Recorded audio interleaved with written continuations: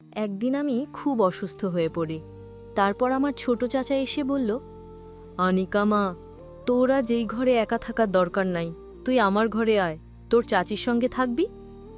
আমি তখন বললাম, আমি আমার ঘরে একাই থাকতে পারবো।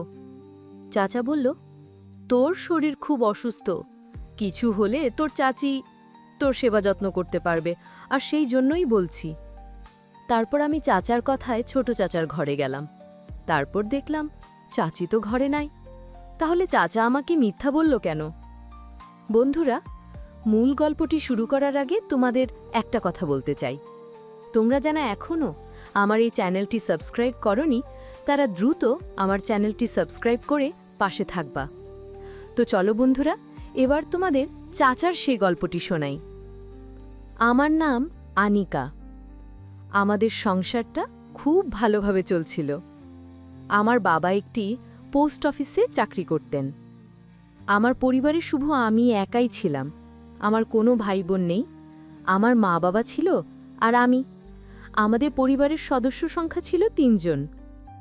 আমি দেখতে অনেক সুন্দরী ছিলাম। আমার স্বভাব চরিত্রও অনেক ভালো ছিল। সেটা আমি বলতাম না, আমার স্কুলের সকল বন্ধু বান্ধব সকলেই বলতো, তোর মন মানসিকতা অনেক ভালো। তারপর কিছুদিন পর আমার বাবা আর মা আমার নানুর বাড়িতে বেড়াতে গিয়েছিল। আসলে আমার নানি আছেন, কিন্তু আমার নানা নেই। আমার নানা ভাই অনেক আগেই মারা গিয়েছিল। আমার এক মামা ছিল, সে দেশের বাইরে ছিল। আমার বাবা মা দুইজনে মামার বাড়িতে বেড়াতে গিয়েছিল, কিন্তু সেদিন আমি বাড়িতেই ছিলাম। আমি আমার বাবা মার সঙ্গে যাইনি, কারণ আমার স্কুল খোলা ছিল, আর তাই আমি বাড়িতেই থেকে গেলাম। কিন্তু কষ্টের বিষয় হলো, আমার বাবা মা যখন আমাদের বাড়িতে ফিরে আসছিল, তখন একটি রোড অ্যাক্সিডেন্টে বাবা আর মা দুজনাই মারা যায়। তারপর আমি এই পৃথিবীতে একা হয়ে পড়ি। আমার বাবা মা মারা যাওয়ার পর আমি যখন অনেক ভেঙে পড়েছিলাম, তখন আমার 2 চাচা ছিল। বড় চাচার নাম আবুল মিয়া আর ছোট চাচার নাম কুতুবুদ্দিন। তখন আমার বড় চাচা আবুল মিয়া এবং ছোট চাচা কুতুবুদ্দিন তারা আমাকে বলল, তুই কোনো চিন্তা করিস না, তোর মা বাবা নেই তো কি হয়েছে, আমরা তো আছি। তখন ছোট চাচা বলল, রূপালী আমার বাড়িতে থাকবে, আমি তাকে লেখাপড়া শেখাবো, তার সমস্ত খরচ আমি বহন করব। কিন্তু বড় চাচা বলল, রূপালী, তুই তোর ছোট চাচার কাছে থাকবি না, আর তুই আমার বাড়িতে থাকবি। আমি তোর সমস্ত খরচ, লেখাপড়ার খরচ আমি বহন করব, আমি তোর দেখাশোনা করব। কিন্তু আমি বুঝতাম না 2 চাচা আমাকে নিয়ে কেন ঝগড়ার সৃষ্টি করল। কুতুবুদ্দিন চাচা বলল, রূপালী আমাদের সাথে থাকবে। আর বড় চাচা আবুল মিয়া বলল, না, রূপালী আমার সাথে তার চাচির সাথে থাকবে। এই নিয়ে তারা দুজন ঝগড়া লেগে পড়ত। কিন্তু আমি বুঝতাম না তারা কেন এভাবে আমাকে নিয়ে এত লড়াই করছে। এর পিছনে কি উদ্দেশ্য আছে। আমি তখন চাচাকে বললাম, চাচা, তোমাদের মধ্যে ঝগড়া করার কোনো প্রয়োজন নাই। আমি নিজেই বাড়িতে একাই থাকতে পারবো। আমাকে কেউ দেখাশোনা করতে হবে না, আমার কারো খরচ প্রয়োজন নাই। আমার বাবা যে টাকা পয়সা ব্যাংকে রেখে গেছে, সেই টাকা দিয়েই আমি আমার লেখাপড়া চালাবো। আপনাদের কারও আমাকে দেখাশোনা করার দরকার নেই। কিন্তু তারপরেও কুতুবুদ্দিন চাচা বলতো, কেন, আমরা কি মরে গেছি? তুই তোর বড় চাচার কথা শুনবি, তুই আমার বাড়িতেই থাকবি, তুই বাড়ি ছেড়ে কোথাও যাবি না, আমি তোর খেয়াল রাখবো। তুই তো আমার মেয়ের মতোই, ভাতিজি তো মেয়ের মতোই হয়, আমার ছেলে মেয়ে আর তোর মধ্যে তো কোনো পার্থক্য নেই। তখন আমি কুতুবুদ্দিন চাচাকে বললাম, চাচা, দেখুন, আমি বড় চাচাকে কষ্ট দিতে পারবো না। আমি যদি আপনার বাড়িতে থাকি, তাহলে আমার বড় চাচা অনেক কষ্ট পাবে, কারণ সে ভাববে হয়তো আমি তাকে নিজের চাচা মনে করি না। তাই আমার মনে হয় আমার কারো সাথে থাকার দরকার নেই। তারপর কিছুদিন যাওয়ার পর আমি যখন নিজের ঘরে একা থাকতাম, একদিন রাতে খাওয়া দাওয়া সেরে যখন নিজের ঘরে ঘুমাচ্ছিলাম, তখন হঠাৎ দরজায় নক করল। আমি ঘরের ভেতর থেকে একটু ভয় পেয়ে গেলাম। আমি মনে মনে ভাবলাম, এত রাতে কে হতে পারে? এর আগে তো কেউ দরজায় আসেনি। আমি ভয়ে দরজা খুলছিলাম না। যখন আমি কোনো শব্দ করছিলাম না, তখন আরও বেশি দরজায় নক করতে লাগলো। আমি বিছানা থেকে উঠে দরজার কাছে গেলাম। তারপর আস্তে করে রুমের দরজাটা খুলে দেখলাম আমার বড় চাচা বারান্দায় দাঁড়িয়ে আছে। আমি চাচাকে দেখে চমকে উঠলাম। বললাম, চাচা, তুমি এত রাতে কেন? চাচা তখন বলল, মা, তোর সাথে আমার কিছু জরুরি কথা আছে। আমি বললাম, চাচা কি কথা? সেটা তো দিনেও বলতে পারতে। চাচা তখন বলল, তোর ছোট চাচার জন্য দিনে কিছু বলার সুযোগ পাইনি। যেই কথাটি বলতে চাই সেটা যদি তোর ছোট চাচা জানে তাহলে তোর বিপদ হবে। তাই তো আমি তোকে এখন বলতে এলাম। আমি তখন চাচাকে বললাম, চাচা বলুন কি কথা? আমি আসলে চাচা কি বলতে চাই তা বুঝতে পারছি না। তখন চাচা আমার ঘরে এসে একটা চেয়ারে বসল। বলল, তোর ছোট চাচার কথা কখনোই তুই রাখবি না। সে যদি তোকে বলে তোর লেখাপড়ার সমস্ত খরচ দেবে, তুই সেটা কখনোই নিবি না, কারণ তার পিছনে অবশ্যই কোনো রহস্য লুকিয়ে আছে। তুই তো জানিস তোর ছোট চাচা একজন কৃপণ মানুষ। সে নিজে একটা টাকা খরচ করতে অনেক দ্বিধাবোধ করে। আমি তখন আমার বড় চাচাকে বললাম, চাচা আপনার কথা আমি বুঝেছি। আপনি এটাই বলতে চেয়েছেন যে ছোট চাচা আমাকে লেখাপড়া করানোর পেছনে কোনো উদ্দেশ্য আছে। তাহলে আমি আপনাকে একটি প্রশ্ন করি। বড় চাচা বলল, ঠিক আছে বলো মা। আমি বড় চাচাকে বললাম, ছোট চাচার আমার সমস্ত খরচ বহন করার পেছনে উদ্দেশ্য আছে, তাহলে আপনি আমাকে কেন সাহায্য করতে চাইছেন? আপনি আমার লেখাপড়ার খরচ কেন বহন করতে চাইছেন? তাহলে চাচা আপনার রহস্য কি? তখন চাচা আমার দিকে তাকিয়ে নীরব হয়ে রইলেন। কিছুক্ষণ পর উত্তর দিলেন, তুই আমার বড় ভাইয়ের মেয়ে, তুই তো আমার মেয়ের মতোই। আমি তোর খেয়াল না রাখলে কে রাখবে? আমার মেয়েকে যদি আমি লেখাপড়ার সমস্ত খরচ, দেখাশোনা, খাওয়া দাওয়ার সব কিছুই বহন করতে পারি, তাহলে তুই তো একলা মানুষ, তোর দায়িত্ব কেন আমি নিতে পারবো না? আমি যদি তোর খেয়াল না করি তাহলে বড় ভাইয়ের মৃত আত্মা কষ্ট পাবে, আমাকে অভিশাপ দেবে। তাছাড়া তোর বাবা আমাকে বলেছিলেন, আমি যদি পৃথিবীতে না থাকি তাহলে আমার মেয়েকে তুই দেখাশোনা করিস। আমি তখন চাচাকে বললাম, চাচা আপনি চলে যান, কালকে কথা হবে। চাচা চলে গেলেন। একদিন অসুস্থ হয়ে পড়ায় দুই চাচা এসে আমাকে অন্য ঘরে থাকার পরামর্শ দেন। আমি তখন ছোট চাচার ঘরে গিয়ে উঠি। সেই রাতেই কিছু অস্বাভাবিক বিষয় আমার নজরে আসে, যেখান থেকে আমি তার সুন্দর ও ভদ্র আচরণ নিয়ে সন্দেহ করতে শুরু করি। ছোট চাচার ঘরে গিয়ে দেখলাম তিনি আমার জন্য অনেক খাবার আর ফলমূল এনে রেখেছেন। তিনি আমাকে বললেন, আনিকা, তোর বাবা মা নেই বলে মন খারাপ করিস না, আমি তোর বাবার মতোই, তোর সব খেয়াল রাখার দায়িত্ব এখন আমার। আমি অসুস্থ ছিলাম বলে তিনি আমাকে যত্ন করে খাবার খাওয়ালেন এবং ওষুধও দিলেন। তার যত্ন দেখে আমার মনে হলো তিনি সত্যিই আমার ভালো চান।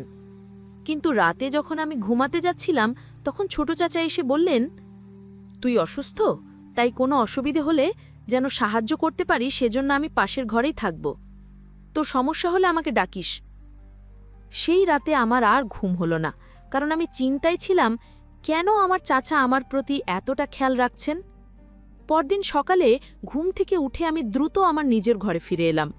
আমি বুঝতে পারছিলাম না কেন চাচা এত বেশি আমার খেয়াল রাখছেন। আমার বাবা মা জীবিত থাকাকালীন তিনি কখনো এত খেয়াল নিতেন না। কয়েকদিন পর ছোট চাচা কুতুবুদ্দিন আমাকে নিয়ে তার বাড়িতে চলে যেতে চাইলেন। তিনি বললেন, আনিকা, একা একা তোর নিজের বাড়িতে থাকা ঠিক না, আমাদের সঙ্গে চল, আমরা তোকে দেখাশোনা করব। আমি যেতে রাজি হলাম না, কারণ আমি নিজের বাড়িতেই স্বাচ্ছন্দ্য বোধ করছিলাম। কিন্তু তিনি বললেন, চল মা। বড় চাচা আবুল মিয়াও এসে বললেন, রূপালী, ছোট চাচার কথা শোন, একা থাকাটা নিরাপদ নয়।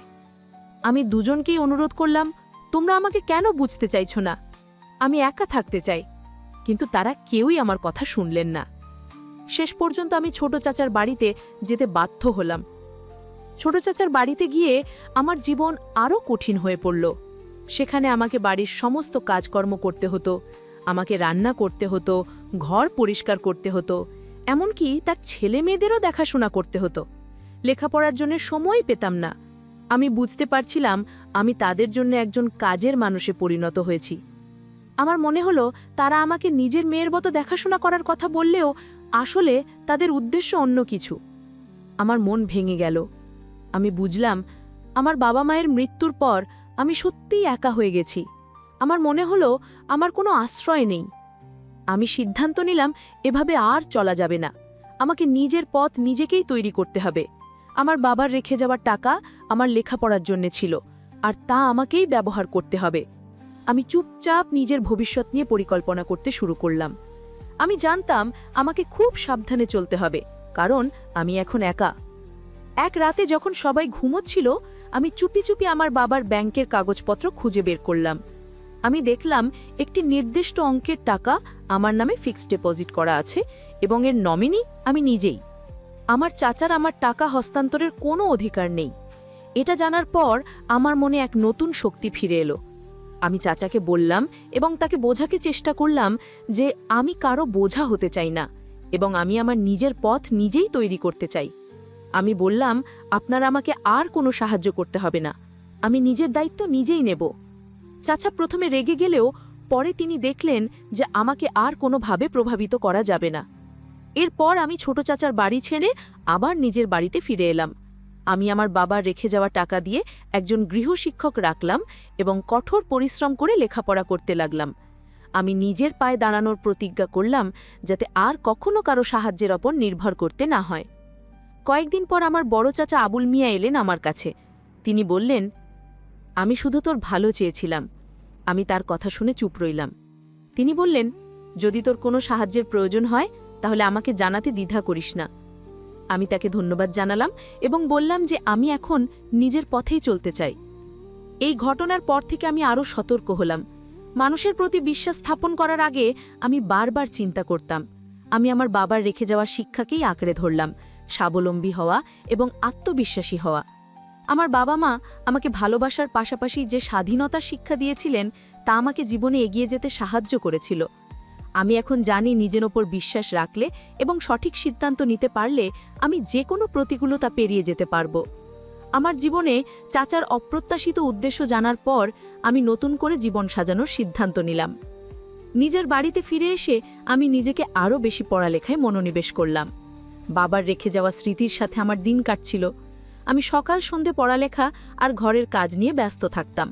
আমার স্কুল বন্ধু-বান্ধবীরা আমার পাশে ছিল, বিশেষ করে আমার বান্ধবী রাইয়া। সে সবসময় আমার সাথে থাকত। রাইয়া আমার সব দুঃখ কষ্টের কথা শুনত আর আমাকে সান্ত্বনা দিত। ওর সাহায্য ছাড়া হয়তো এই কঠিন সময়টা পার করা আমার পক্ষে সম্ভব হতো না। একদিন রাইয়া আমার বাড়িতে এলো। আমরা দুজনে বসে গল্প করছিলাম। রাইয়া জানতে চাইল, আনিকা, তুই এখন কেমন আছিস? চাচার বাড়ি থেকে আসার পর তোর কি আর কোনো সমস্যা হয়েছে? আমি দীর্ঘশ্বাস ফেলে বললাম, আর বলিস না রে, সব কিছু এখন কেমন যেন অচেনা লাগছে। কাকে বিশ্বাস করব আর কাকে করব না বুঝতে পারি না। রাইয়া আমাকে বলল, চিন্তা করিস না, আমরা সবাই তোর পাশে আছি। ঠিক তখনই দরজায় শব্দ হলো। রাত তখন প্রায় ৮টা। এই সময় কে আসতে পারে ভেবে আমি একটু অবাক হলাম। রাইয়াও আমার দিকে জিজ্ঞাসু দৃষ্টিতে তাকালো। আমি ধীরে ধীরে দরজার দিকে এগিয়ে গেলাম। দরজা খুলে দেখি আমার বড় চাচা আবুল মিয়া দাঁড়িয়ে আছেন। তার মুখে চিন্তার ছাপ। আমি কিছুটা অবাক হয়ে বললাম, চাচা, এত রাতে? তিনি বললেন, মা আনিকা, তোর সাথে কিছু জরুরি কথা ছিল। অনেকদিন তোর সাথে ঠিকমতো কথা বলতে পারিনি। আমি তোর জন্য কিছু ফল আর মিষ্টি নিয়ে এসেছি। আমি তাকে ঘরের ভেতরে আসতে বললাম। তিনি ভেতরে এসে বসলেন। রাইয়া তখন একটু দূরে সরে গেল যাতে আমরা নিজেদের মধ্যে কথা বলতে পারি। বড় চাচা বলতে লাগলেন, আনিকা, তুই একা বাড়িতে থাকিস, আমার খুব চিন্তা হয়। তোর বাবা মা নেই, এখন আমিই তো তোর অভিভাবক। আমি তার কথা শুনে কিছুটা বিভ্রান্ত হলাম। তিনি তো এতদিন ছোট চাচার সাথে আমাকে নিয়ে প্রায় ঝগড়াই করেছিলেন। আজ হঠাৎ এত যত্ন কেন? আমি বললাম, চাচা, আমি ঠিক আছি, নিজের দেখাশোনা আমি নিজেই করতে পারি। তিনি আমার দিকে তাকিয়ে বললেন, না মা, তুই হয়তো বুঝছিস না এই সমাজে একা একটা মেয়ের থাকা কতটা কঠিন। তোর বয়সে তোর বাবা মা তোকে একা রাখত না। তার কথা শুনে আমি তাকে পাল্টা প্রশ্ন করলাম, চাচা, আপনি কি বলতে চাইছেন যে আমি আপনার সাথে আপনার বাড়িতে গিয়ে থাকব? চাচা একটু ইতস্তত করে বললেন, আমি তোর ভালোর জন্যই বলছি। তুই আমার বাড়িতে তোর চাচির সাথে থাকলে আমি নিশ্চিন্ত থাকতে পারবো। তোর বাবা আমাকে বলে গেছেন তোর খেয়াল রাখতে। আমি বুঝতে পারছিলাম না তার আসল রহস্য কি। একবার ছোট চাচা, এবার বড় চাচা, সবাই যেন আমাকে নিজেদের বাড়িতে রাখতে চায়। এর পেছনে নিশ্চয়ই কোনো বড় কারণ আছে যা আমি এখনো ধরতে পারছি না। আমি বললাম, চাচা, এখন আমি আর কারো বাড়িতে থাকতে চাই না। আমি নিজের মতো করে থাকতে চাই। চাচা আমার দিকে কিছুক্ষণ তাকিয়ে রইলেন, তারপর বললেন, ঠিক আছে মা, আমি তোকে জোর করব না, কিন্তু তুই একা থাকবি ভেবে আমার খুব চিন্তা হয়। যদি তোর কখনো কোনো সাহায্যের প্রয়োজন হয় তাহলে আমাকে জানাতে দ্বিধা করিস না। তিনি চলে যাওয়ার পর রাইয়া আমার দিকে তাকিয়ে বলল, তোর চাচারা আজ কেমন যেন চিন্তিত মনে হচ্ছিল না? আমি মাথা নাড়লাম। আমার মনে হলো ঘটনাটি আরও রহস্যময়। কী কারণে তিনি এত বেশি আমার খোঁজ নিচ্ছেন তা আমি এখনও বুঝতে পারিনি। এই সব ঘটনার পেছনে লুকানো চাচার উদ্দেশ্য এখনও আমার কাছে স্পষ্ট নয়, এবং আমি জানি এর পেছনের রহস্য একদিন না একদিন প্রকাশিত হবেই। আমি বুঝতে পারছিলাম না কেন আমার চাচারা হঠাৎ করে আমার প্রতি এত বেশি খেয়াল করছেন। ছোট চাচার আসল উদ্দেশ্যটা জেনে আমি নিজেকে মানসিকভাবে প্রস্তুত করে নিয়েছিলাম যে আমি কারও করুণার পাত্রী হব না। কিন্তু বড় চাচার এই নতুন আগমন আমাকে আবার দ্বিধায় ফেলে দিল। আমি নিজেকে আরও বেশি পড়ালেখায় ডুবিয়ে দিলাম যাতে এসব চিন্তা থেকে দূরে থাকতে পারি। আমার বান্ধবী রাইয়া এই সময় আমার সবচেয়ে বড় সহায় ছিল। সে প্রায়ই আমার বাড়িতে আসতো। আমরা একসাথে পড়ালেখা করতাম এবং গল্প করতাম। তার সাথে কথা বললে আমার মন কিছুটা হালকা হতো। একদিন রাইয়া আমাকে বলল, আনিকা, তোর চাচার কথাবার্তা কেমন যেন রহস্যময় মনে হচ্ছে না? আগে তো তারা তোকে নিয়ে অত মাথা ঘামাতো না। আমি দীর্ঘশ্বাস ফেলে বললাম, হ্যাঁ রে, আমারও তাই মনে হচ্ছে। ছোট চাচার রহস্য তো বুঝতে পারলাম, কিন্তু বড় চাচার উদ্দেশ্য কি তা এখনও পরিষ্কার নয়। কয়েকদিন পর একদিন বিকেলে আমি স্কুল থেকে ফিরছিলাম।